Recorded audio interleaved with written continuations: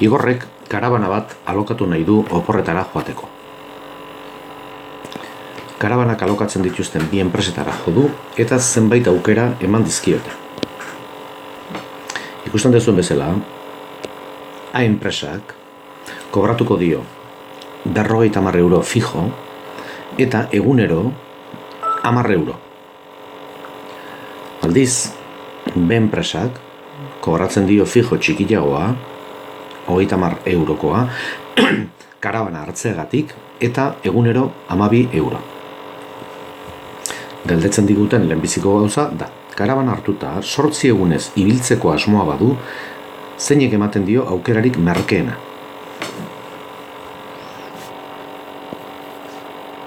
Horri hontan jarriko ditugu bi enpresen baldintzak. A enpresak kobratzen du 50 euro hasieran eta 10 euro egunero. Eta B enpresak finko bat 30 eurokoa eta egunekoa zertxobait garestitiagoa da. 12 euro egunero.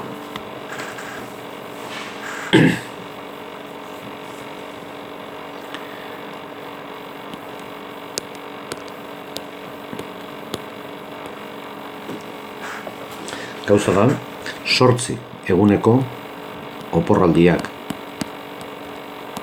hartzen baditu Igorrek, zeinekin interesatzen zaio kontratatzea, A enpresarekin edo B enpresarekin. Has gaitezen A enpresarekin,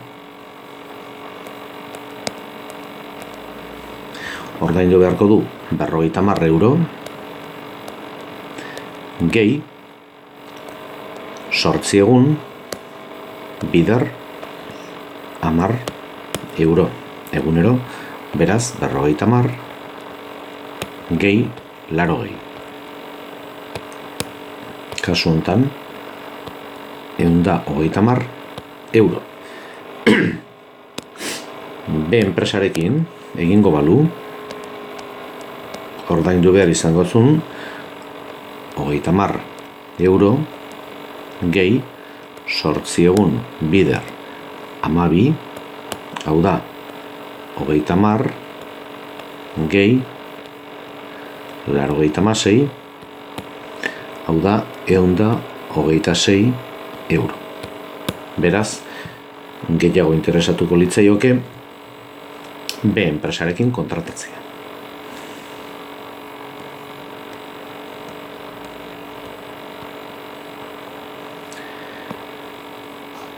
Beste galdera bat egiten digut ere, B galdera, eta 15 egunez ibiltzeko asmoa badu, ikus dezagun zer gertatzen dan.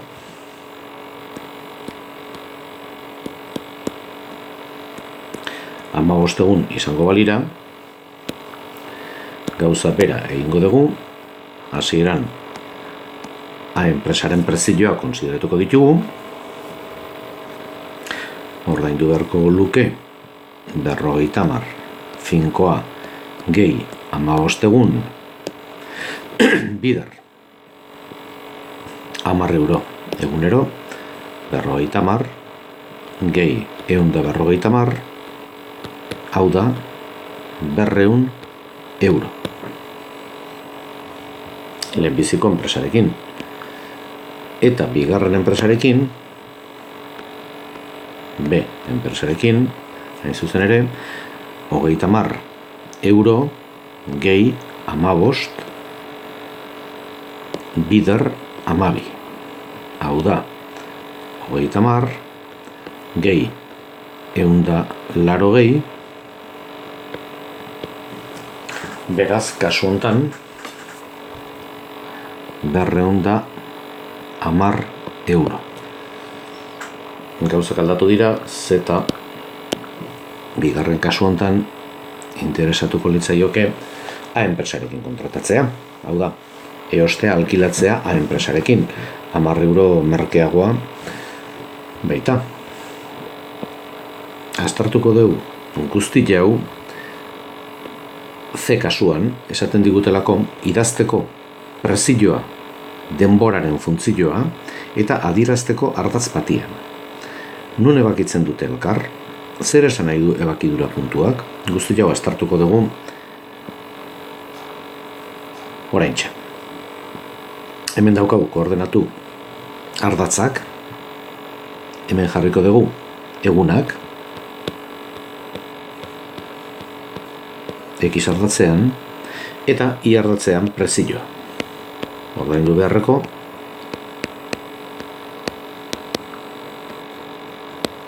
prezioa. Az gaitezen A kasuan. Datua jarriko ditut hemen, ez pare, finkoa 50 euro, eta 10 euro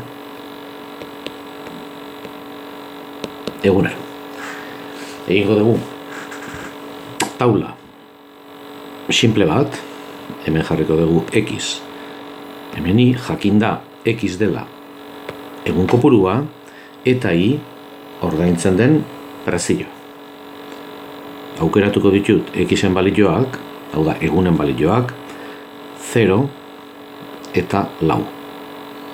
Ondo ateratzeko. X 0 denean, zenbat ordaindu beharko luke igorrek? Bakarrik, 50 euro. Adibidez, hartuko balu kotxia eo karabana goizian eta arratsaldian bueltatuko balu. Eta 4 egun. Pasatzen baditu, ordaindu behar izango du 4 bideramar 40, gehi 50, 80. Kokatzen ditugu bi puntu hauek koordenatu ardatzetan, lehenbiziko puntua da 0, 50, beraz izango litzateke puntu hau, eta bigarrena 4, 80. Gutxi gora bera, hori ongo litzateke puntua. Jakinda, hau zuzen bat dela, nahikoa dugu bi puntuekin, zuzena, adierazpen geometrikoa, horrelako zerbait izango litzateke. Noski, egunak gehiago izaten direnean, prezioare garestiagoa izango da. Diru gehiago ordaindu behar izango dugu. Egin dugu adierazpen geometrikoa, egin dezagun adierazpen algebraikoa. Zuzen bat izateagatik izango da Y berdin mx gehi n. N dakigunez da ordenatua jatorrian, hau da, ik hartzen duen balioa x 0 denean. Eta hemen daukagu hain zuzen ere, da 50. M malda da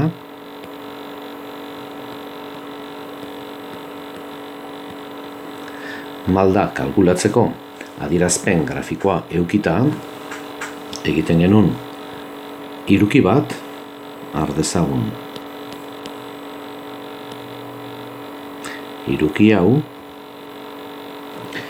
eta M izango litzateke distantzia hau hemendik honeainoko distantzia zati distantzia hau.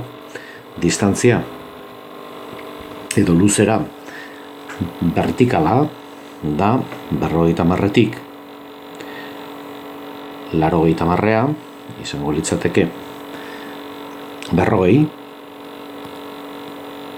zati distantzia horizontala ikusten duzuen bezala da 4. Beraz, malda da 10.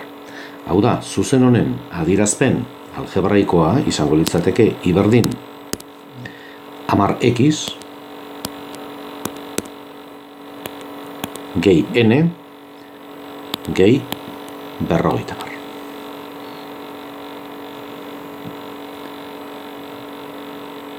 Egingo dugu gauza berdina beste funtzioarekin, hau da, beste enpresaren prezioekin,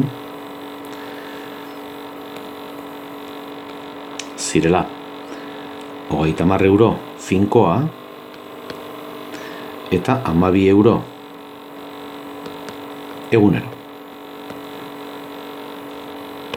Ez da bat engoetagu.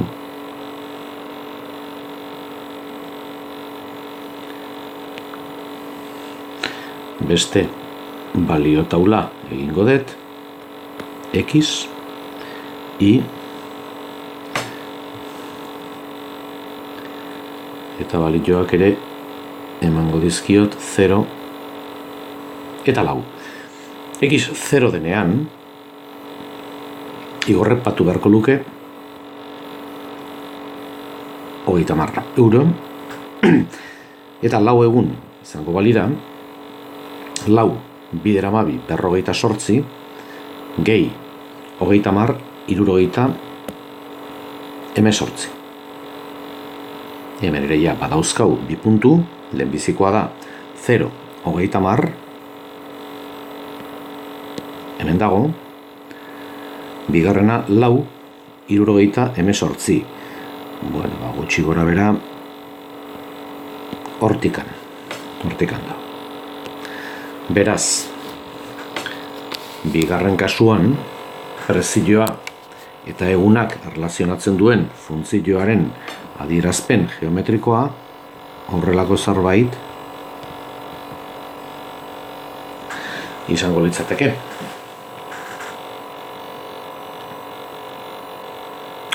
Malda kalkulatuko dugu eta ordenatua jatorria.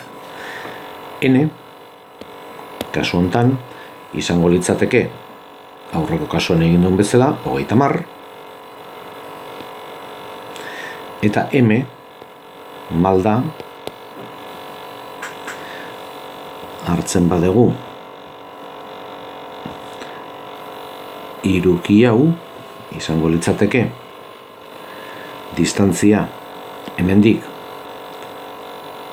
honea, puntu hau da, 30, eta puntu hau da, 78, beraz izango litzateke, 48, zati distantzia horizontala dela 4, beraz malda da 12. Ikusten zan adierazpen grafikoa malda handio bazula. Beraz, funtzionen adierazpen algebraikoa izango da I berdin M, hau da, 12 bider X gehi 30.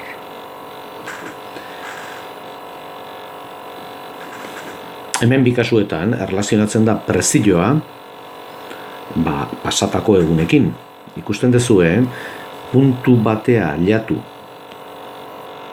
arte, enpresa laranja, lehenbizikoa, garestiagoa da, prezioa gainetik handijoa, baino puntu batetik aurrea merkeagoa bihurtzen da.